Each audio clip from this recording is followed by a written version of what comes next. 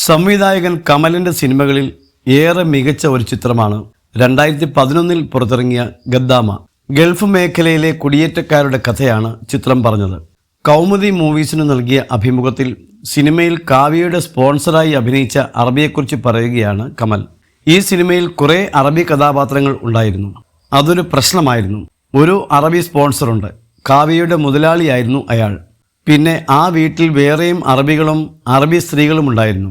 ഇവരൊന്നും കൂടാതെ മരുഭൂമിയിൽ വില്ലൻ കഥാപാത്രമായി ഒരു അറബി ഉണ്ടായിരുന്നു. പിന്നെയുള്ളത് ഇന്തോനേഷ്യൻ പെൺകുട്ടിയാണ്. ഞങ്ങൾ ആദ്യം ഫിലിപ്പൻ പെൺകുട്ടി എന്നായിരുന്നു സ്ക്രിപ്റ്റിൽ എഴുതിയിരുന്നത്. പക്ഷേ അവസാനം കിട്ടിയത് ഇന്തോനേഷ്യൻ പെൺകുട്ടിയെയും. ഇത്രയും ആളുകൾക്കറിയാവുന്ന ഭാഷ അറബി മാത്രമാണ്. പിന്നെ അവരുടെ ലോക്കൽ ഭാഷയും അറിയാം. അവർക്ക് പറയാനുള്ള ഡയലോഗുകൾ അറബിയിൽ തന്നെയായിരുന്നു ഉണ്ടായിരുന്നത്. നമ്മൾ ആ ഡയലോഗുകൾ ഇംഗ്ലീഷിലാണ് എഴുതി കൊടുക്കുക. അവർ അത് പിന്നീട് അറബിയിലേക്ക് മാറ്റുകയായിരുന്നു. അങ്ങനെയുള്ള കുറേയേറെ ബുദ്ധിമുട്ടുകൾ അന്നുണ്ടായിരുന്നു. സിനിമയിൽ കാവ്യയുടെ സ്പോൺസറായി അഭിനയിക്കുന്ന അറബി വളരെ രസികനായ ആളായിരുന്നു.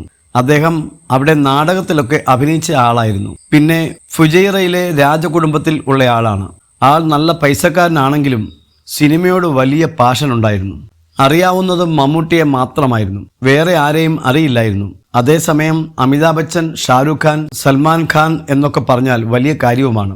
അദ്ദേഹത്തിന് മലയാള സിനിമയുടെയും ബോളിവുഡിൻ്റെയും വ്യത്യാസം അറിയില്ലായിരുന്നു എന്നതാണ് സത്യം. പിന്നെ ഞാൻ അമിതാഭ് ബച്ചൻ്റെ ഫ്രണ്ടാണെന്നാണ് അദ്ദേഹത്തിൻ്റെ വിചാരം. ആ രീതിയിലാണ് പലപ്പോഴും അയാൾ എന്നോട് സംസാരിക്കുക. അമിതാഭ് ബച്ചനെ ഒന്ന് വിളിച്ച് ഫോൺ തരുമോ എന്നൊക്കെ ചോദിച്ച് ബച്ചൻ്റെ സിനിമകളെക്കുറിച്ച് സംസാരിക്കാറുണ്ടായിരുന്നു, കമൽ പറഞ്ഞു.